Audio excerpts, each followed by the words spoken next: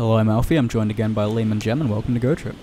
Some of you might have seen our last video on the climate and the Pokemon that spawn in there. Today we're going to put it to the test.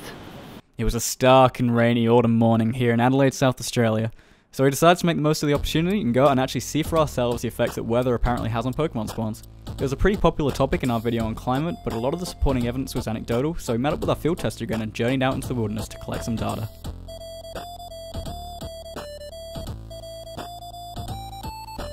So we hung around in the rain for about 3 hours, and in total we caught 43 Pokemon. There were a lot of rats and cats, but also a healthy amount of water types.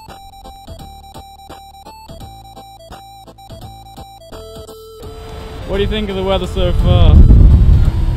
Pretty cold. We received a spreadsheet of data of Pokemon sightings across the country, so using this we're actually able to compare the frequency of Pokemon we saw in our field test to the frequency regularly in the rest of the country. In particular, this is a set of data with 22 contributors and over 7,800 total sightings, so hopefully this is a large enough sample size to accurately draw conclusions. So what do you think on the weather thing? So it was in and out a fair bit throughout the day, but we seem to be catching the same amount of Pokemon that correlated with data from all around the country, just in normal weather.